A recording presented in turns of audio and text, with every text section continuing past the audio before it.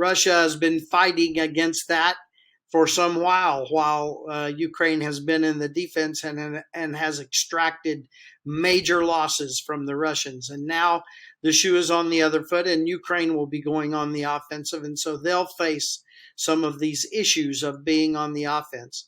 But I do believe that they are a much more disciplined force.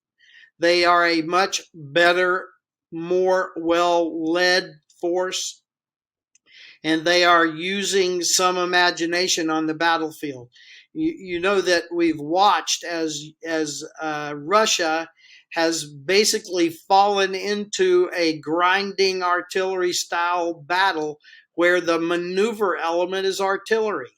They have abandoned what we call combined arms warfare. Apparently, they're unable to do it.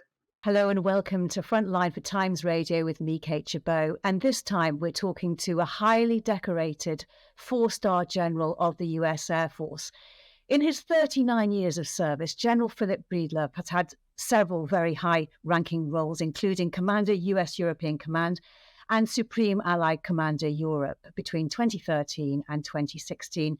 General Breedlove, welcome to Frontline. Thank you so much for joining us today. It's good to be with you, Ken. Great to see you. You were in post when Russia invaded Crimea in 2014. I'm just wondering, what are your thoughts when you see what's going on today? Well, I remember that during the time that not only Russia invaded Crimea, but Russia invaded the Donbass and then ensconced the rebels, and then Russia remained there to support the rebels. I remember then that if we didn't handle this problem now, we would probably see Mr. Putin all over again. And that has played out just exactly as we expected. I'm guessing it's very depressing to see yourself proven right. And we've heard for weeks now that the Ukrainian counteroffensive is about to happen any moment. And as we've counted the days, we've seen an intensification and diversification on both sides of the tactics being used. Can you just tell me what you think each side is trying to do? Well, clearly we've seen the Russians shift to a strategic defense. Their offensive thrusts around the eastern part of Ukraine have all but stopped. Of course, they pushed really hard on Bakhmut and have sort of consolidated Bakhmut. But since that time, they have been focused on preparing to defend against the offensive that we're waiting for out of Ukraine. And you can see, from just any commercial satellite, all the embattlements, the ditches, the tank barriers, etc., that have been erected in all of the places around the south. And Russia is very much now assuming a more defensive role, with the exception, of course, as you have seen, they continue to pound the civilian infrastructure and the civilians of Ukraine in many of the major cities. This is essentially their only offense right now, is this indiscriminate bombing of cities and infrastructure. Yes, indeed. And the latest that we've been seeing is the explosion blowing a hole in the Kakhovka Dam in the Kherson region, with the vast flooding that's ensued as a result.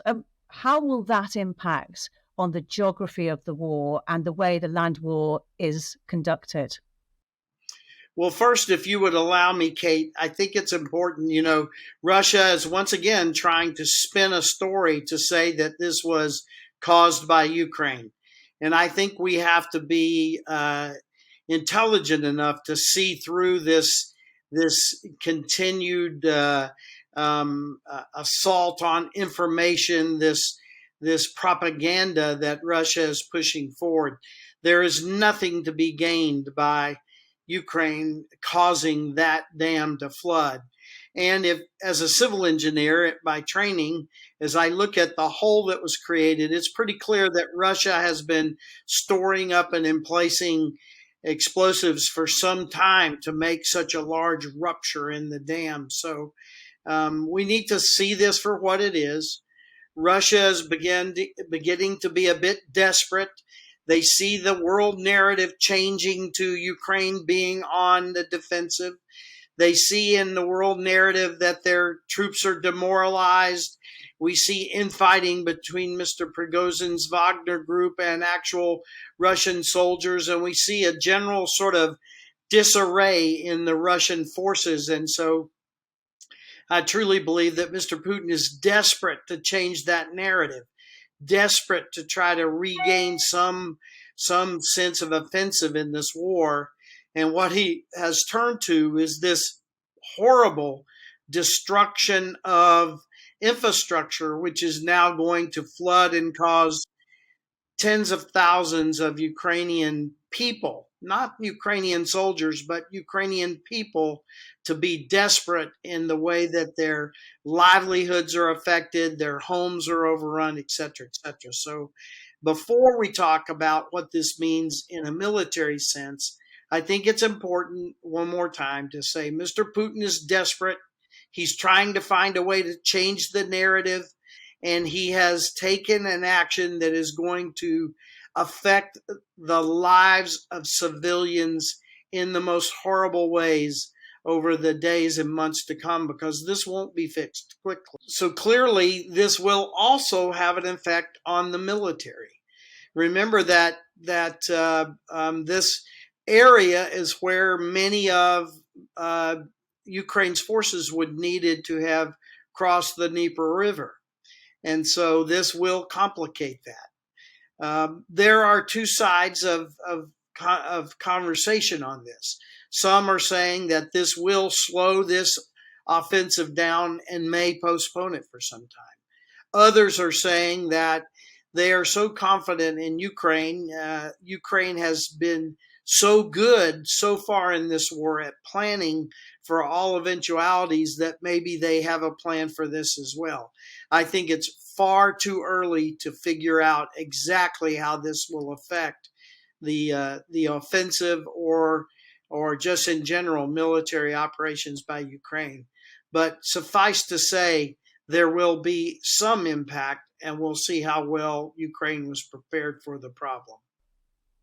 Some American and European military officials believe a fast and violent assault is the best way for Ukraine to make gains. Do you subscribe to that view? Here's what I have said more than once to these kinds of questions, and I deeply believe this. I have immense respect for the way Ukraine's military has been led and has conducted themselves in this war. They've been a step ahead of the Russians almost completely throughout the war. They prepared a defense in depth that strategically defeated Ukraine north of Kyiv, north and northwest of Kharkiv, and operationally defeated Russia in the south around Kherson at the end of last year before the winter came. And so why do I bring all this up? I believe that Ukraine understands exactly where they are. I believe they know what they've been given, and in my opinion, they haven't been given enough to have this big smashing victory. And so I think they're going to take stock of what they've been given, what their preparation has been, and I believe they will set some reasonable objectives for this offensive. And I think that some of the calls for this flags waving in the wind and charge of the light brigade that you're talking about, I think those are ill-founded and not well thought through. And I think that what we need to do is have confidence that Ukraine will do what it has done so far, and that is to set good objectives, to have a good plan, and frankly, continue to follow their good leadership, their good generalship in this war. And I expect them to have success, and maybe success in a bit more limited way than you were describing. So, General, no charge of the Light Brigade, as you say. That front line is some 900 kilometres long, and you say that the Ukrainians should perhaps accept a lesser kind of success than what might have originally have been envisaged. How do you think they should conduct this counteroffensive? Should it be striking in several places where the Russians might be weak? And if so, where? And does it have to be conducted just on the land, or can you see other options? So once again, let me sort of disqualify myself. I believe that the Ukrainians have done a masterful job so far in this war, and I think they will have a good plan. And so it's really kind of dicey for me to step up and tell them how they should fight this fight. I think there are some themes that all of us agree on. And whether the Ukrainians choose to follow those themes or not remain to be seen. We clearly are hoping that they're able to cut the land bridge to Crimea. You hear lots of people talking about that. But how they do it, when they do it, and from where they do it is completely up to them. I would like to see Ukraine bring the entire Ukrainian peninsula of Crimea under persistent, precise, long-range fires. If Ukraine is able to cut the land bridge and either retake the water supply, or some are saying that this dam breach is going to interrupt Crimea's water supply as well. And then if Ukraine cuts the Kerch Strait Bridge in multiple places, making it hard to repair for some time, then they can put immense pressure on Crimea.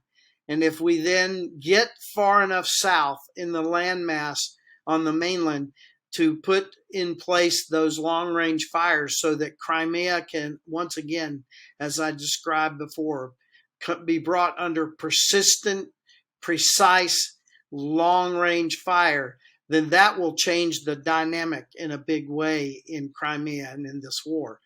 But how Ukraine gets to their objectives, I believe they're beginning to do some shaping and prodding right now on the battlefield. Some believe that the charge is off. I don't subscribe to that.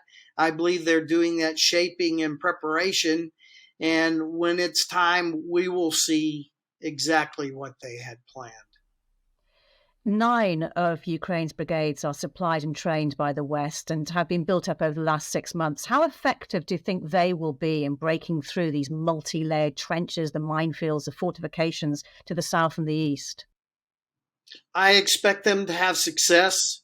I expect it to be a tough road and a hard road. Remember that when you're in the offense, you need to have about a 3-to-1 advantage. Russia has been fighting against that for some while Ukraine has been in the defense and has extracted major losses from the Russians. And now the shoe is on the other foot, and Ukraine will be going on the offensive. And so they'll face some of these issues of being on the offense. But I do believe that they are a much more disciplined force. They are a much better, more well-led force, and they are using some imagination on the battlefield. You know that we've watched as Russia has basically fallen into a grinding artillery style battle where the maneuver element is artillery. They have abandoned what we call combined arms warfare. Apparently, they're unable to do it. I expect we're going to see a more traditional style of combined arms warfare from Ukraine as they begin the attack. And however good the infantry soldiers are, the strategic thinking of the more senior commanders is crucial. How good are they, the guys at the top? Well, let's just grade their paper so far. I don't want to repeat everything I said before, but they have strategically defeated Russia on the north side of Kyiv. They have strategically defeated Russia on the north and northwest side of Kharkiv. And they were in the middle of an operational defeat of Russia in Kherson when the winter came aboard. So what we saw was this blitzkrieg of Russia rushing into the country. And then Ukraine began to execute well-prepared plans and actions. And so let's just look at their performance rather than making some speculation about how good they are. Their performance has been very good for a smaller, older army with less resources being attacked by what we thought was the world's second best army. The Ukrainian long-term desire has repeatedly been to regain all its territory, including Crimea. If this counteroffensive, whatever it happens to be in the end, is going to be limited in its success, what do you think success would look like? I wouldn't say limited in its success. I would say that I expect it to be successful with limited objectives. There's a difference there. Limited success means they didn't do as good as maybe they wanted to. I expect them to do very well on maybe a little bit less objectives than everyone believes. Remember, I say it again, we haven't given them what they need to retake their country. We have given them limited capability, and they're going to have to determine from that what their objectives are, and I expect them to do that well. The limited objectives, what might they be? What would be the success of those objectives? Well, I think, again, we need them to determine that, but you hear many pundits talking about cutting the land bridge, taking the water supply to Crimea, and then bringing Crimea under pressure. And some are now all confused because what they see is pressure further east than they expected.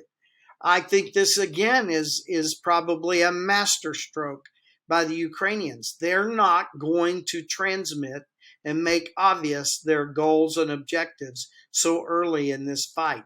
They're going to do the things they can to befuddle and confuse the enemy so that they can defeat them in detail.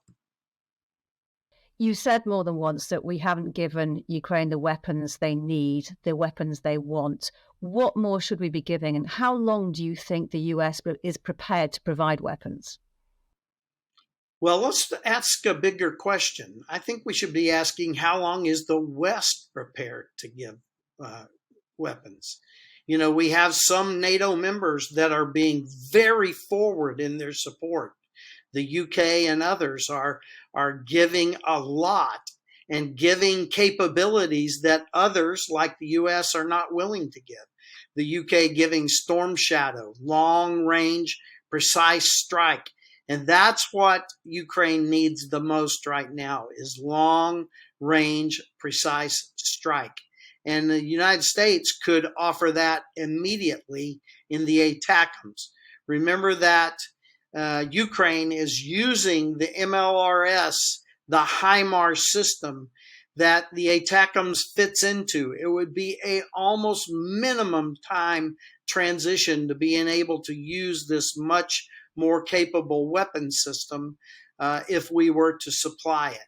So some nations like the UK and others are providing some limited number of long-range precise weapons. The United States hasn't gone there yet. We're giving them the much shorter range Gimler missile for the HIMARS. And so I think that's a step that should be considered. Presumably, with your track record, you are in a position to exert some influence over the provision of things like ATACMS that you cite. What kind of response do you get?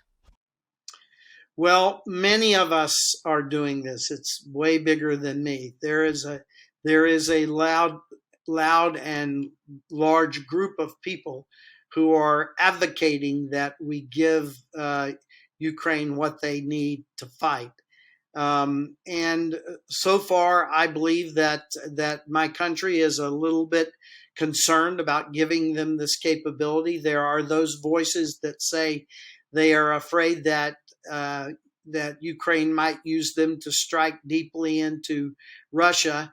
I don't believe that. What I have seen so far is Ukraine showing great discipline in the use of our weapons and using them the way that we have asked them not to use them. And so I think that Ukraine should be given the opportunity. They know that if they start acting outside of our guidance, we simply cut off the supply.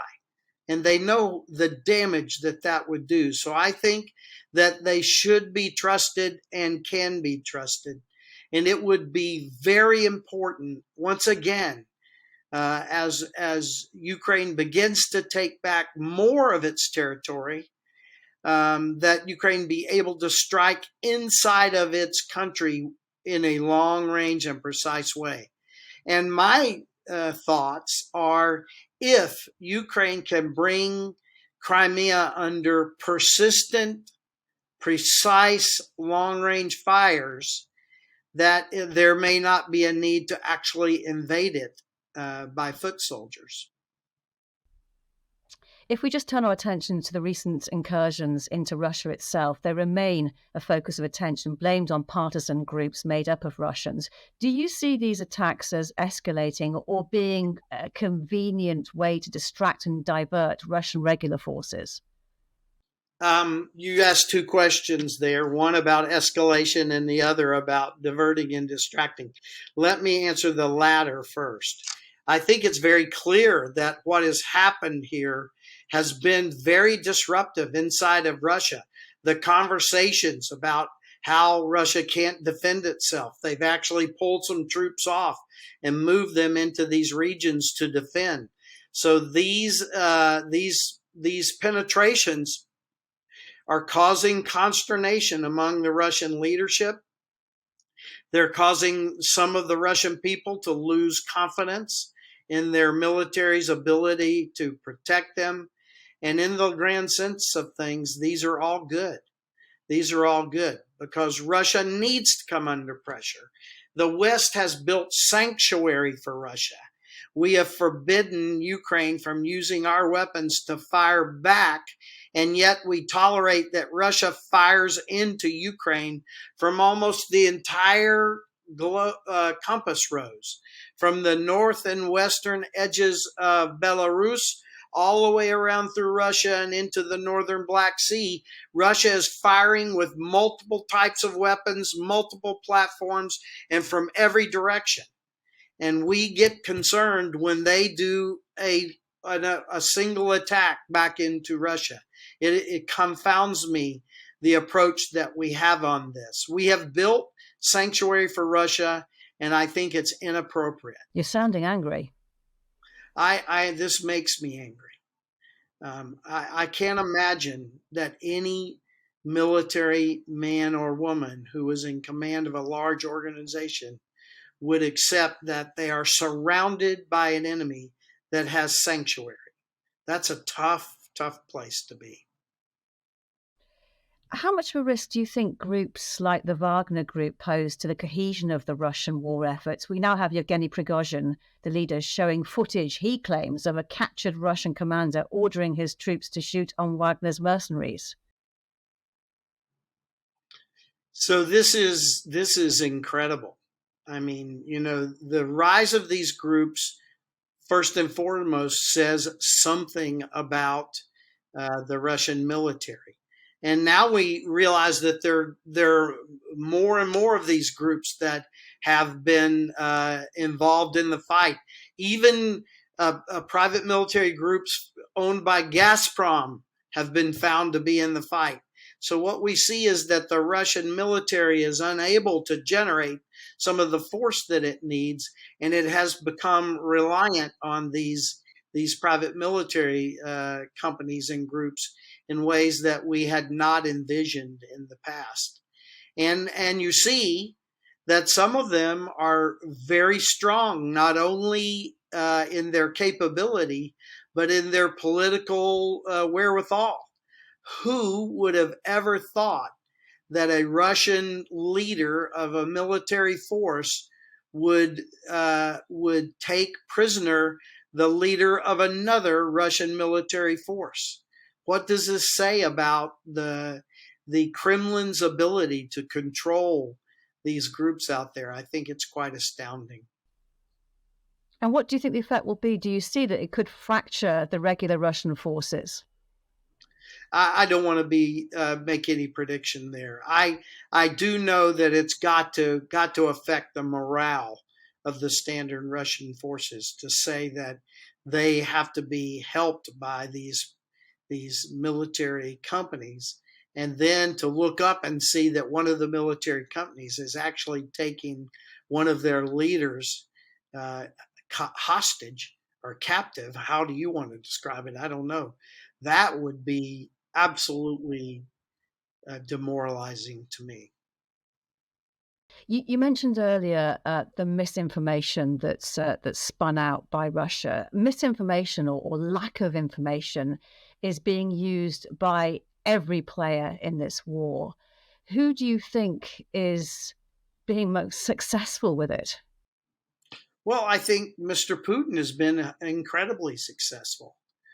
I mean, here is my read of him so far.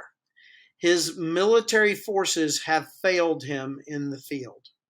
He laid out specific objectives at the beginning of this quote unquote special military operation. And even Prigozhin and others have said publicly he has not achieved any of them. So his military is failing him on the field. But what is succeeding wildly is his war of words, his war of intimidation, his ability to deter the West. We are deterred. I think this is one of the things that is affecting the kind of weapons we give Ukraine and others. I think at some level, our senior leaders are fearful of Ukraine having an abject victory and then having to deal with Russia afterwards.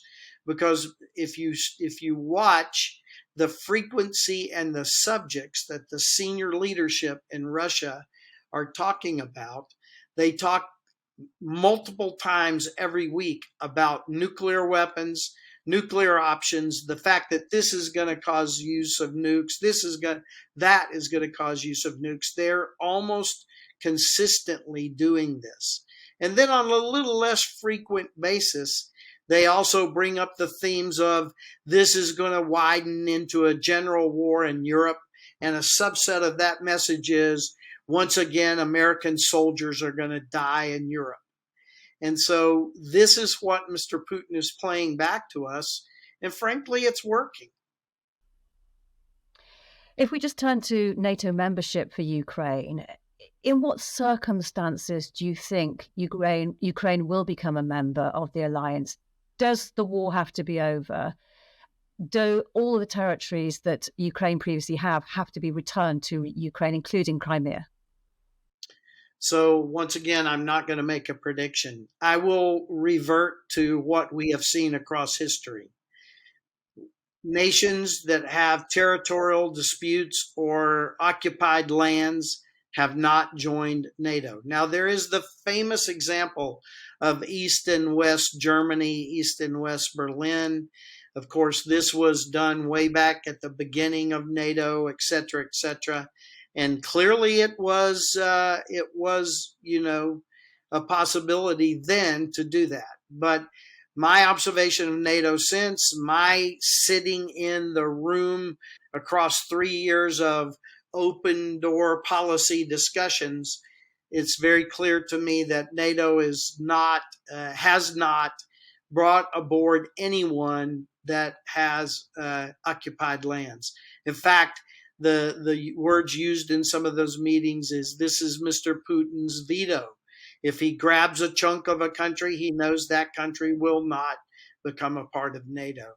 And sadly, I don't have a lot of hope here for Ukraine until this land that is Ukraine is settled. Now, I do believe that there is going to be some very serious conversations coming up about what to do in the interim. And I think you may see some coalition of the willing stepping forward to make provision for the safety and the sovereignty of Ukraine. So I think coming into this next summit, the Vilnius summit, it's going to be interesting to watch how the parties deal with creating a security guarantee for Ukraine. Now, I know you're a man who doesn't like to speculate, but if I could just ask you to cast your mind forward to the future, how do you think future generations will look at this period in history? Well, it's interesting. Let's cast back again. And I have said this many times in public and including in testimony, that I believe that the West's response to the 2008 invasion of Georgia was inadequate to task, and we ended up rewarding bad behavior by allowing Russia to retain 20% of the nation of Georgia. Now, forward to 2014, Russia amassed its army, marched across internationally recognized borders, and took and occupies Crimea and a strip of the most important part of Ukraine. Once again, the West's response was inadequate to task, and we rewarded bad behavior. And so you ask me, how is the future going to look back on this? I think we're about to set the stage for that, whatever that is. If we once again give Mr. Putin more of Ukraine, ergo, once again, rewarding bad behavior. For me, I've learned by raising 3 kids and now helping to raise 2 grandkids that if you allow bad behavior to stand, or if you reward bad behavior, you're not going to magically get good behavior. You're going to get more bad behavior. So we're about now to determine what we're going to see from Russia in the future. If we reward this third invasion of a neighbor by giving them more Ukrainian land under their control to reward them for their invasion, then here's a prediction I'm very confident in. We will see more of this in the future. And if you look at what's already going on politically and with corruption and money in Georgia, and if you look at what has happened already in Moldova, I just met recently with the Moldovan Prime Minister for a short time, and with the Moldovan Minister of the Interior for a longer time. And what's going on in Moldova is striking. So Mr. Putin is not done in Ukraine. His sights are bigger. Go back and read those 2 documents that he gave us at the beginning of the war. It's very clear that this is way bigger than Ukraine, and Ukraine is step 1. And so once again, if we continue to reward bad behavior, we're just going to see more bad behavior. General Philip Breedlove, great to speak to you. Thank you very much for your time. You've been watching Frontline for Times Radio with me, Kate Chabot. My thanks to Louis Sykes, our producer, and to you for watching. Bye-bye for now.